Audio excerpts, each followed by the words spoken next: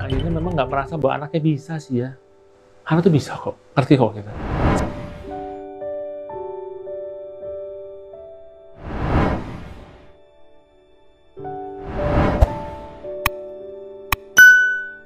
Ada kata cukup. Artinya apa sih? Namanya scaffolding. Artinya kalau kita mau bangun rumah, gitu ya, kan mau ngecor itu ada penyangganya, ya. Kan nggak terus-terusan kita, biar kita tuh support aja. Dia akan kuat sendiri nantinya. Sehingga ketika kita memberikan instruksi, orang tua itu mesti melihat bahwa ketika anak itu melakukan kan nggak mungkin langsung sempurna. Tapi ketika dia sudah memahami konsepnya, mari kita mulai berhenti. Anak tuh ngerti kok. Seringkali kita tidak percaya bahwa anak kita mengerti. Kenapa? Karena dia tidak sempurna. Nggak mungkin lah orang dari level 0 tiba-tiba ke 10 kan dia dari 0 ke 1, 1 ke 2, 2 ke 3, demikian seterusnya sampai ke 10. Sehingga bagi saya memang repetitif ya. Di awal-awal mungkin sering ya. Tapi lama-lama dia akan makin berkurang. Sampai satu saat kita hanya mengingatkannya itu kondisional aja. Anak-anak kadang-kadang lupa ya. Tapi sekali lagi cara mengingatkannya yang nggak boleh pakai intonasi dengan nada marah misalnya. Perlu ada habit dulu, pengulangan gitu ya. Lama-lama dia terbiasa kok. Orang tua yang akhirnya memang nggak merasa bahwa anaknya bisa sih ya. Anak tuh bisa kok, ngerti kok kita. Saya kasih contoh ya. Kalau kita di jalan raya, lampu itu merah, kita berhenti apa jalan? Dari mana kita tahu lampu merah itu berhenti? Kita diajarin kan, kadang-kadang kita nakal kan? Nah, lewat ada polisi kena tilang lah kita ya. Nah, anak-anak perlu juga belajar konsekuensi dari instruksi itu sebetulnya. Jadi kita jangan khawatir lah ya. Kadang-kadang orang tua itu akhirnya apa sih? Terlalu khawatir bahwa anaknya nggak bisa, jadi seakan-akan tadi akhirnya mesti terus ditopang. Enggak. Kalau kita mau ngecor ditopang terus scaffolding kan lama-lama kan dilepas kan? Ya nggak bisa masuk ke rumah kita. Ada saatnya kita memang mesti lepas dari anak-anak. Jadi ada masanya kita mengurangi keterlibatan kita dalam memberikan instruksi. Lihat aja dia. Tapi kalau misalnya kita ngajarin udah setahun lalu kita nggak percaya, 5 tahun anak itu terus kita ngomongin hal yang sama ya bosan lah dia. Bangun, harus beresin setiap dari umur 0 sampai 18 tahun setiap pagi beresin, mandi, udah sikat gigi belum? Wah ya, lama-lama dia nggak sikat gigi dia. Kenapa ya? Dia sudah pemberontakan namanya. Jadi ada kata cukup lah. Dari mana kita tahu kata cukup? Coba kita ke diri kita sendiri deh. Ya. Apa kita mau setiap hari digituin? Nah itu pertanyaannya kan gitu aja. Apa yang kita mau orang lain lakukan dulu sama. Jadi inisiatifnya mesti dari kita kan. Saya pengen orang lain lakukan ini sama saya. Ya saya lakukanlah sama orang itu. Nah, saya juga nggak pengen sih setiap hari diomelin. Ya jangan ngomel lah setiap hari. Saksikan terus Tanam Benih dengan video-videonya, dengan pengajaran-pengajarannya yang bisa menjadi sumber yang berguna bagi kita semua sebagai orang tua di tengah kehidupan yang tidak mudah ini.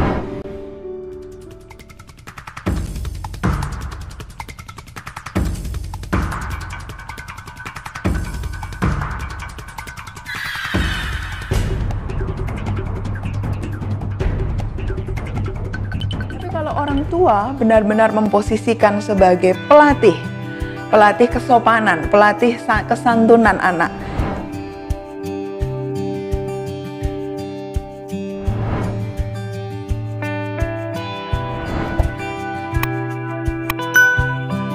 Seringkali kita melihat atau mendengar orang tua juga mengajarkan anak untuk sopan dengan kata-kata misalnya mengucapkan terima kasih, mengucapkan maaf, atau mengucapkan permisi.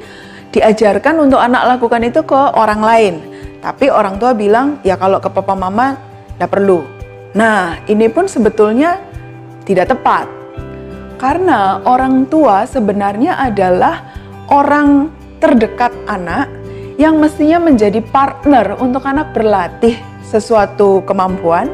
Dan kalau dia sudah terampil terbiasa dengan orang tua berlatih berterima kasih, berlatih minta maaf, berlatih kalau jumpa mengucapkan selamat pagi, selamat malam, ini akan kemudian dia bawa keluar ke orang lain dengan mudah. Tanpa anak harus repot-repot berpikir, ini siapa yang saya hadapi, saya harus bagaimana. Itu kan ada 2 kali berpikir. Tapi kalau orang tua benar-benar memposisikan sebagai pelatih kesopanan, pelatih kesantunan anak. Jadi perilaku santun, ucapan santun dimulai dari rumah supaya anak sudah terbiasa menjadi bagian dari karakternya, dan ketika anak ketemu orang di luar rumah, ya itu yang akan keluar, kesantunan yang sama, kesopanan yang sama karena sudah dilatih di rumah. Ikuti terus sosial media Tanam Benih untuk mendapatkan video-video parenting lainnya.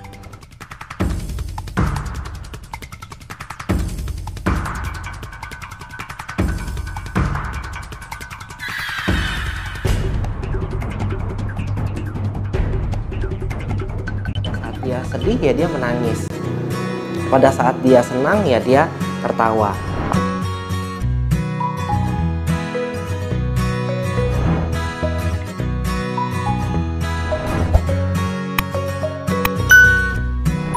Memang kalau kita berbicara mengenai emosi, tidak ada satu alat ukur yang atau salah satu hal yang kita bisa katakan bahwa oh ini emosi sudah dewasa, ini emosi belum dewasa, ini emosi matang atau ini emosi belum matang.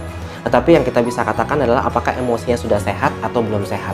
Tetapi salah satu yang mungkin kita bisa ambil begitu ya untuk kita melihat apakah emosinya sudah maksimal atau belum adalah satu, bagaimana hubungan relasionalnya mereka, bagaimana hubungan sosial mereka, bagaimana psikososialnya mereka, gitu ya. Apakah mereka dapat berinteraksi dengan baik dengan temannya, dengan guru, begitu ya, dengan orang tua dan sebagainya. Pada saat dia bisa berinteraksi dengan baik, begitu ya, pada saat dia bisa tahu menempatkan posisinya, begitu ya, dia mengerti dirinya, dia dapat menempatkan dirinya di lingkungan dengan tepat. Nah tentunya kita bisa katakan salah satunya mungkin emosinya sudah optimal gitu. Dan yang kedua adalah dia dapat mempunyai regulasi terhadap dirinya sendiri. Dia tahu kapan dia harus mungkin menyikapi emosi ini seperti apa, dan dia pas begitu dalam menyikapi emosinya. Pada saat dia harus marah, dia akan marah gitu ya, tapi dia juga marah tidak berlebih. Pada saat dia sedih dia akan menangis gitu ya, bukan berarti tidak boleh begitu ya. Jadi kita harus hati-hati juga. Maksud saya begini, mengontrol emosi bukan berarti pada saat saya sedih kemudian saya tidak boleh sedih.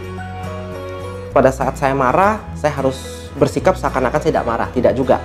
Maksud saya adalah emosi yang optimal dapat kita lihat dengan cara pada saat si anak dapat menempatkan emosinya ini dengan tepat. Pada saat dia sedih ya dia menangis, pada saat dia senang ya dia tertawa, pada saat dia marah ya dia akan marah, tetapi dengan cara yang pas. Pada saat dia marah dia tidak sampai guling-gulingan, atau pada saat marah tidak sampai lempar-lempar barang, pada saat nangis juga tidak sampai merengek-merengek begitu ya dan sebagainya. Tapi dia dapat memahami emosinya dan dapat mengekspresikan emosinya itu juga dengan tepat. Mungkin itu kali beberapa hal yang saya rasa kita bisa lihat bahwa anak ini emosinya sudah optimal. Ikuti terus sosial media dari Tanam Benih untuk video-video parenting berikutnya.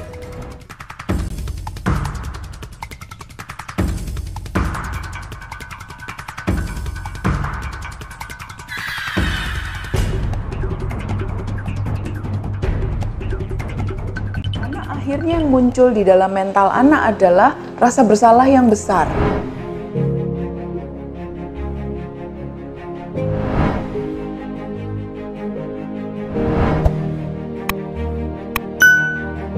Di usia 3-5 tahun banyak sekali anak mulai lebih sering bilang, aku mau itu, aku mau ini, aku pengen itu, lebih sering daripada usia sebelumnya.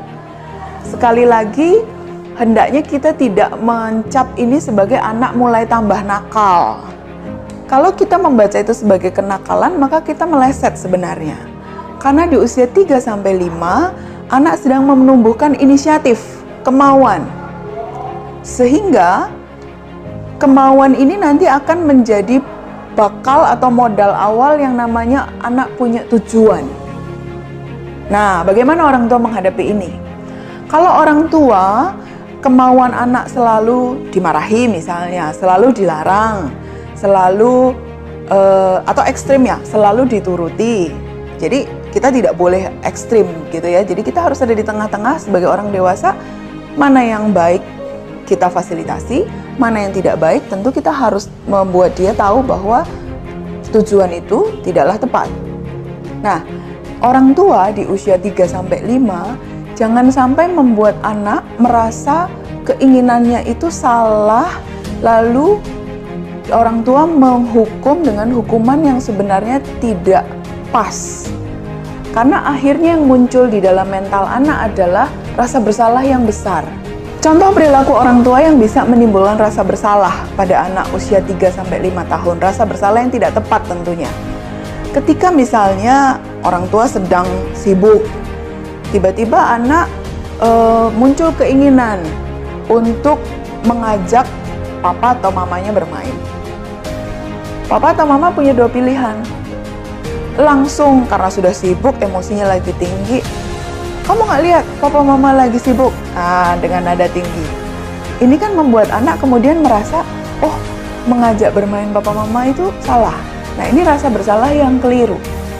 Lalu bagaimana respon orang tua? Orang tua bisa berespon, oh, mau bermain sama papa mama? Boleh, tapi kasih papa mama waktu 15 menit lagi ya. Nanti papa mama temani kamu bermain.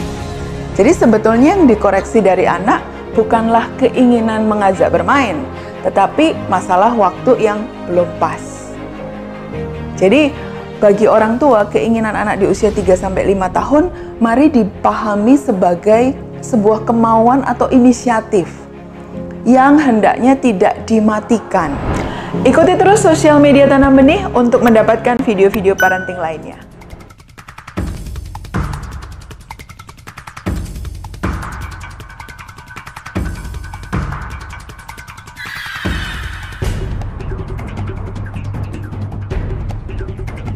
Orang tua tidak perlu mengeluarkan nasihat-nasihat atau arahan, karena itu nggak akan masuk ke telinga anak juga.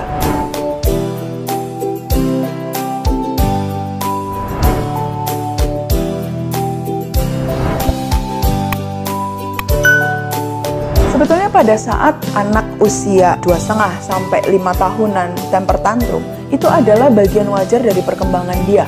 Karena pada masa itu anak sedang merasakan emosi yang besar dan dia belum tahu cara mengelolanya. Oleh sebab itu, munculnya temper tantrum sebetulnya adalah kesempatan orang tua menjadi pelatih emosi anak. Nah, yang pertama, ketika anak emosinya sedang meledak, hendaknya orang tua juga tidak ikut-ikutan meledak. Jadi, orang tua sendiri harus berlatih untuk menguasai emosinya, tidak terpancing naik darah, tarik napas mungkin, menenangkan emosi dulu, lalu dengan nada suara yang rendah, lembut, anaknya diraih, paling mudah dirangkul, supaya ketika dia sedang merasa sangat marah ini, ketegangan di tubuhnya itu bisa terkurangi oleh rangkulan dari orang tua. Itu yang pertama. Jadi orang tua atur dulu emosinya supaya tidak terpancing dan bisa membantu anak. Yang kedua, pada saat anak tantrum, orang tua tidak perlu mengeluarkan nasihat-nasihat atau arahan, karena itu nggak akan masuk ke telinga anak juga. Misalnya, kamu kenapa tadi menangis sedemikian? Kamu pingin es krim misalnya, tapi tidak boleh karena kamu sedang pilek. Jadi informasi atau nasihat yang kita ingin berikan, jangan diberikan pada saat emosi anak sedang meledak karena percuma. Jadi hal pertama yang harus dilakukan, redakan emosinya. Lalu kedua, setelah dia tenang, baru diajak bicara, baru diajak diarahkan untuk apa yang baik menurut orang tua. Yang ketiga, ketika anak tantrum dan kemudian mungkin terulang lagi di waktu yang lain, tentu orang tua perlu pahami bahwa buat anak melatih mengelola emosinya tidak bisa 1-2 kali. Beri anak waktu untuk berlatih. Dan orang tua dengan sabar menjadi pelatih. Bagaimana anak mengelola emosi yang sedang terasa bergejolak di hatinya. Jadi yang ketiga, orang tua perlu sabar. Dan setelah anak bisa mulai lebih baik, hendaknya orang tua juga memberikan apresiasi bahwa anak sudah bisa lebih baik di dalam mengelola emosinya. Ikuti terus sosial media Tanam Benih untuk mendapatkan video-video parenting lainnya.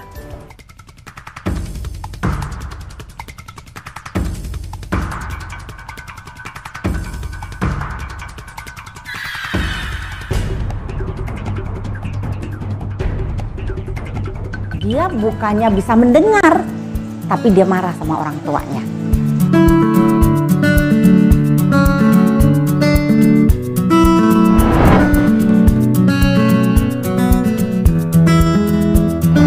biasanya kalau anak udah lebih dari umur 5 tahun, mereka sudah bisa diajak ngomong. Memang orang tua kadang-kadang suka bereaksi terhadap sesuatu terlalu cepat, nggak bisa nunggu. Jadi kalau ngelihat anak-anak apa langsung, nah padahal mungkin anak-anak butuh dipanggil dulu gitu ya, atau jangan di depan orang lah, malu kan. Maksudnya gini loh, anak tuh punya gengsinya sendiri. Kalau dia di depan temen-temennya terus dimarahin langsung, waduh, dia bukannya bisa mendengar, tapi dia marah sama orang tuanya. Barangkali mamahnya kalau melihat sesuatu dia panggil aja, sini, terus dibisikin, kamu jangan begitu, kan temanmu jadi tersinggung misalnya. Atau, waduh mama lihat kamu terhadap temenmu kok begitu. Atau, jangan biarkan adikmu terlantar kalau kamu ada temen. Tapi itu kan diomonginnya bisik-bisik, nggak langsung di depan temen terus bilang, itu dong adik kamu dong, ajak main dong, begitu ya. Anak pasti nggak seneng.